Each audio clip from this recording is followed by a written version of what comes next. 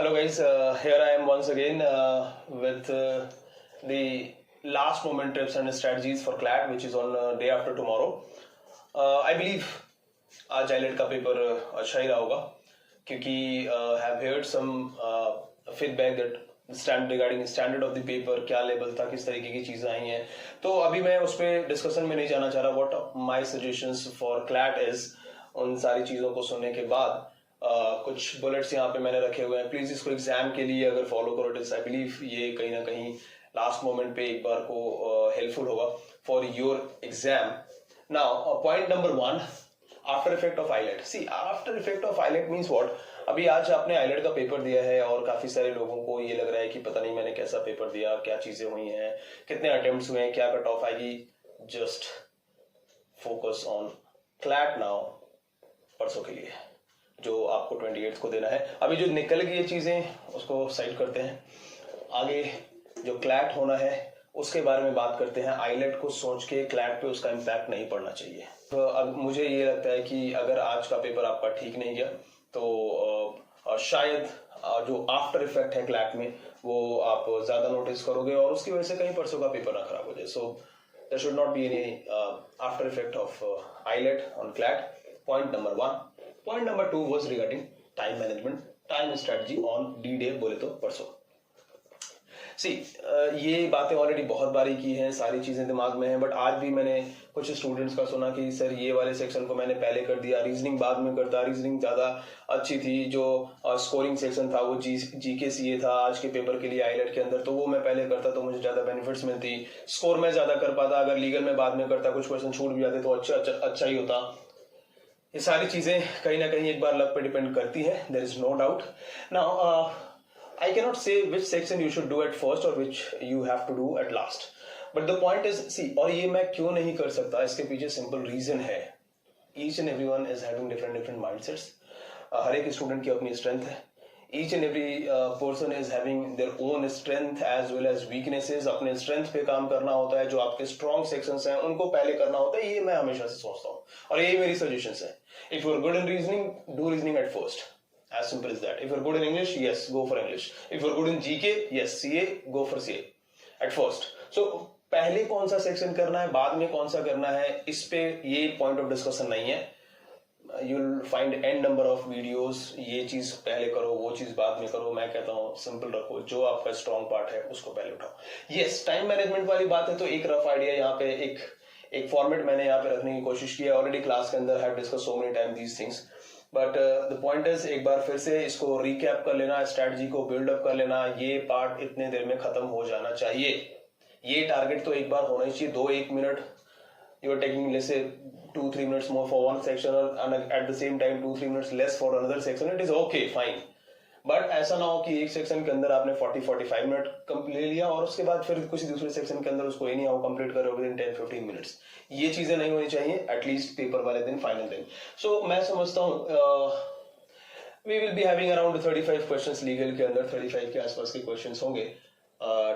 तो 35 मिनट्स, ये जो यहाँ पे लिखा है मैंने, ये मिनट टाइम के रिगार्डिंग है. तो 35 minutes are okay for legal section के लिए. रीजनिंग में पैसेजेस बेस्ड चीजें होती हैं सर, टाइम कंज्यूमिंग होता है, तो फिर वो लीगल के लिए मुझे लगता है 35 मिनट जो है वो सफिशिएंट है. You can get as much score, जितना भी निकालना चाहो 35 मिनट में निकाल सकते हो लीगल से. Now if you talk about reasoning then obviously that is my subject. तो कहानी ये है कि 25 मिनट मुझे लगता है कि रीजनिंग में भी अगेन क्लैट के अंदर सफिशिएंट होगा. Since there will be 4 passages, rest will be analytical reasoning as per sample paper. So I believe वो जो 4 passages हैं उसको within 15 मिनट किया जा सकता है. And yes, I believe एक पैसेज तो ऐसा होगा ही जो कहीं ना कहीं टाइम कंज्यूमिंग होगा, कंफ्यूजिंग होगा, शायद एब्स्ट्रैक्ट काइंड ऑफ पैसेजेस हो जाए या फिलोसॉफिकल पैसेज हो जाए, साइकोलॉजिकल पैसेज हो जाए, जिसको वो डील करने में प्रॉब्लम आती है, टाइम कंज्यूम करने लगते हो. तो वैसे पैसेजेस को देखते ही काउंटर करो और इग्नोर करो. 15 मिनट का टाइम है, 4 पैसेजेस हैं. रेस्ट 7 to 8 मिनट आप एनालिटिकल रीजनिंग के क्वेश्चन में दे रहे हैं, इंक्लूडिंग सिलॉग भी अगर वो पूछते हैं जैसा सैंपल पेपर में दिखाया था. तो इन सारी चीजों को दिमाग में रखते हैं I believe 25 minutes are sufficient. Reasoning के अंदर mark my word and kindly note it down. Reasoning में एनालिटिकल से चाहे 5 क्वेश्चन हो और let's say 6, 7, 8, 9, 10 whatever the number of questions from analytical reasoning, मुझे लगता है कि उसको अटेम्प्ट करना ही चाहिए. उसमें कोई मिस्टेक्स नहीं होनी चाहिए. Coming to the next subject that is English. मैं समझता हूँ ये जो 3 सब्जेक्ट्स हैं ये काफी स्कोरिंग होंगे पेपर के अंदर। I mean I am not saying CA and maths are not scoring, but the point is CA and maths की अगर मैं बात करूं तो ये उनके लिए काफी स्कोरिंग है जिनको इन पे कमांड है। Eight the same time CA is like endless game, उसकी कोई लिमिट नहीं है। सीए के अंदर 20 मिनट्स आर सफिशिएंट। कई बार पैसेजेस से क्वेश्चंस का कोई कनेक्शन नहीं होता। So many of you have notice this, sir question जो पूछा उसका पैसेज से कोई कनेक्शन नहीं है। कई बार आप पैसेज को पढ़ते भी नहीं हो, उसमें टाइम वेस्ट करने की जरूरत नहीं है। जितने भी क्वेश्चंस होंगे अराउंड 35-38 क्वेश्चंस हैं, आप पैसेज को करो, वेदर यू विल डू और लीव, यही एक चॉइस वहां पे बचती है। सीए के पॉइंट ऑफ व्यू से अगर मैं बात करूं तो जो पैसेजेस हैं वो कहने के लिए हैं, कई बार उनका कनेक्शन नहीं होता है क्वेश्चंस के साथ। सो ऐसा ना हो आप पैसेज को पढ़ने लगे और उसमें टाइम कंज्यूम करने लगे। मैं समझता हूँ 15-20 मिनट्स आर सफिशिएंट। इनफैक्ट अगर आप मैथ्स में ज्यादा टाइम देना चाहते हो तो सीए का टाइम कट कर सकते हो। अगर 15 मिनट के अंदर सीए कंप्लीट कर ले तो मैथ्स में अगर आपको 20 मिनट देना है, of course there will be one passage, I mean maths की अगर बात करूं there will be one passage और वन डीआई जो ज्यादा कैलकुलेटिव होगी। तो अगर ज्यादा कैलकुलेटिव है तो वो टाइम ज्यादा चाहिए फिर उसमें, इसलिए उसका टाइम जो है कहीं ना कहीं इधर से निकाल सकते हो और उसके लिए सीए को जल्दी खत्म करना होगा। So 20 minutes are sufficient for CA I believe. Now maths की बात करूं तो yes DI will be there और completely DI no arithmetic part. I believe 3 DI वहां पे होंगे, 3 पैसेजेस 3 डीआई वहां पे होंगे। आप अगर पर मिनट पर क्वेश्चन का भी रेशियो लो तो मैं समझता हूँ 5 minute 1 DI which means 15 minute DI. ठीक ठाक सा एक मतलब मुझे ये टाइम मैनेजमेंट वाला सिस्टम लग रहा है।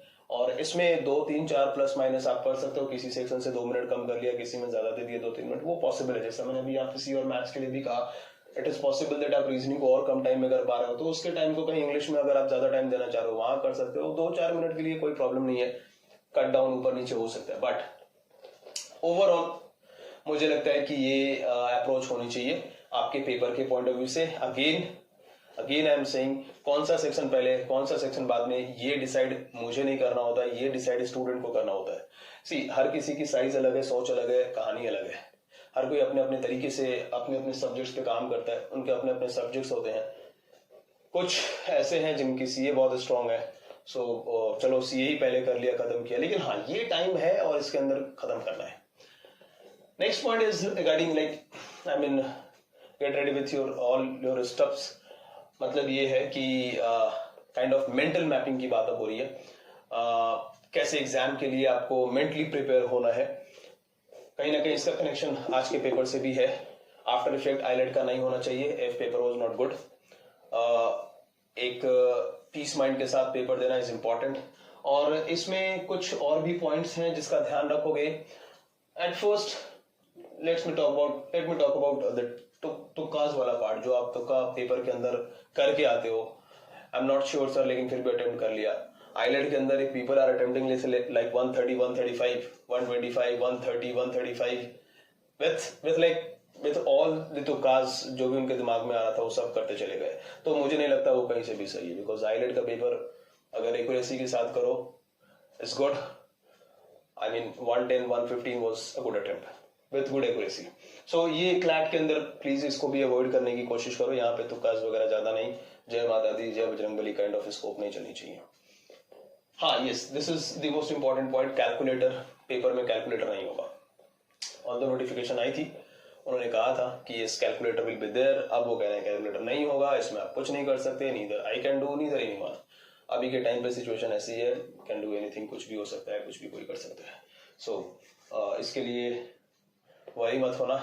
कैलकुलेशन आपने की हुई है, इतनी कैलकुलेशन आप अभी भी कर सकते हो। कैलकुलेटर की ऐसी बहुत ज्यादा जरूरत भी नहीं है। डीआई में थोड़ी बहुत जरूरत पड़ेगी आपको कैलकुलेशन की, वो आप कर सकते हो। Approach is important. Again approach का मतलब यहाँ ये अप्रोच से तो है ही, प्लस एक माइंडसेट से भी है। ऑनलाइन पेपर है तो सर समटाइम टेक्निकल ग्लिचेस हो जाती हैं, कुछ स्कोप है क्या, कुछ लोग ग्रुप में बैठ के डिस्कशन कर रहे हैं, इन सबसे कोई फर्क नहीं पड़ता। इन सारी बातों को साइड करके चलना है। यहाँ पे हमेशा ध्यान रखना, कुछ चीजें टेक्निकल इश्यूज वगैरह ये आती हैं, समटाइम इट हैपेंस। किसी के माउस वाज नॉट वर्किंग, किसी को कहीं कोई प्रॉब्लम हो गई, किसी का सिस्टम बंद हो गया। सर मेरा 2-3 मिनट नहीं, उस 2-3 मिनट से बहुत ज्यादा इम्पैक्ट भी नहीं पड़ेगा। कट ऑफ क्लियर करने के लिए अगर मैं 90 भी लेके चलता हूँ, कट ऑफ क्लियर करने के लिए 2 मिनट 90 स्कोर किया जा सकता है if you are attempting let's say 110, 115 again. Now attempts की बात अगर मैं करूं तो यस, कितने अटेम्प्ट्स होने चाहिए पेपर के अंदर, क्या कट ऑफ होनी चाहिए, इन सब पे बात अभी नहीं कर सकते, बट सेफ्टी और सेफर साइड अगर मैं लेके चलूं, सेफ्टी के पॉइंट ऑफ व्यू से अगर मैं बात करूं, so a good attempt will be around 120 125 again like I led, and hopefully cut off will be like same, जैसे 90 अगेन, जैसा मैंने कहा कि if it is 90 95 around after, आप ये मैं कंफर्म, देखो ऐसा है कि इसको लेके मत चलना, सर ने कह दिया 90 95 which means it will be cut off, ऐसा मैं कुछ नहीं कह रहा, but attempt should be, yes, if you are going with good accuracy, I believe 120 25 will be a good attempt, 120 25 will be a good attempt. और यहाँ पे सी don't forget, eyelet के अंदर यू आर हैविंग 90 मिनट्स, यहाँ पे आपके पास 2 घंटे का टाइम है, we have 2 hours which means 120 minute, तो 120 मिनट का टाइम है, विच मींस अगर सेम स्टैंडर्ड को क्लैट भी कैरी करता है, जिस तरीके का स्टैंडर्ड आईलेट ने फॉलो किया है, तो ऑब्वियसली क्लैट के अंदर कट ऑफ जो है वो ऊपर चली जाएगी, सो इट विल बी 90 में भी प्लस 90 95 और अराउंड 100, ये भी पॉसिबल है। तो इसीलिए वो स्टैंडर्ड को देख के उस टाइम पे आपको अटेम्प्ट्स ऊपर और नीचे, कम और ज्यादा करने होंगे। मेरे ख्याल से शायद अगर एक एवरेज पेपर है तो अ good attempt will be 130 plus, if it is moderate paper 120 plus 10-15 attempts, 10-15 questions का अटेम्प्ट का डिफरेंस रहेगा बस मॉडरेट और एवरेज के पेपर के बीच में। Now this is the most important point, fourth, मैं हमेशा कहता हूँ, और आईलेट और प्रीवियस पेपर्स के टाइम पे भी मैंने काफी सारे स्टूडेंट्स को सजेस्ट किया, take proper rest, it is important. अभी क्या एक दिन पहले क्या मतलब सारी चीजों को पढ़ के जाओगे? नहीं हो सकता, कभी नहीं हो सकता। You are going for a match and having practice whole night, कैसे होगा? फिर वो क्या एग्जीक्यूट करेगा नेक्स्ट डे बंदा? तो यहाँ पे भी वही सीन है, आप पेपर के लिए जा रहे हो और फुल नाइट 1 बजे 2 बजे 3 बजे 4 बजे तक पढ़ के जा रहे हो, 1-12 तो फिर भी ठीक है, but people are like sir 4 PM 5 PM तक आप पढ़ ही रहे हो, तो इतने टाइम से क्या कर रहे थे जब एग्जाम के एक दिन पहले तक आप यही कर रहे हो? सो टेक प्रॉपर रेस्ट, क्योंकि कल को बेस्ट डिलीवर करना होगा। So 27th night going to be rest night कह लो ऐसा, जिसमें प्रॉपर रेस्ट लेके फ्रेश माइंड के साथ पेपर में जाओगे। एंड यस, जैसा मैं हमेशा कहता हूँ, पेपर के दिन उस ड्यूरेशन में 2 घंटे में कभी कहीं से भी डीमोटिवेशन नहीं आनी चाहिए। ऐसा नहीं कि आप बीच में आपका फ्लो टूट गया, कुछ क्वेश्चन सर नहीं बने, तो एक प्रेशर बन चुका है, क्योंकि हैव लिसन आज भी सुना है कि लाइक सर पेपर की बात अलग होती है और घर पे पेपर देना अलग होता है, तो ये चीजें एक्चुअली है और इससे डील करना ही होगा, पेपर में इसको तो डील करना होगा। और इसीलिए रेस्ट इज इंपॉर्टेंट। पेपर के दिन उस 2 घंटे के टाइम पे अपने काम ने इसको कंटिन्यू करोगे, डीमोटिवेटेड नहीं होगे कहीं से भी, आई बिलीव चीजें सही ट्रैक पे चलेंगी अगर आपने पढ़ाई कर ली है उसके according to. Last point is actually related to your career. See this is not end game, I mean ये काइंड ऑफ फुल स्टॉप नहीं है। क्या हुआ, अच्छा हुआ, बुरा हुआ, this is my last message to all of you guys. I believe चीजें खत्म नहीं हुई हैं यहाँ पे, और इसलिए ये सोच लेना कि अभी अगर मेरा नहीं हुआ तो आई एम फिनिश्ड, अब कुछ नहीं हो सकता, अभी तो चीजें स्टार्ट हुई हैं। So this is like I mean CLAT eyelet is not end game for you guys. आपके करियर का स्टार्ट अभी से हो रहा है, तो अब सब अच्छा ही हो, ये एक होप दिमाग में चलनी चाहिए।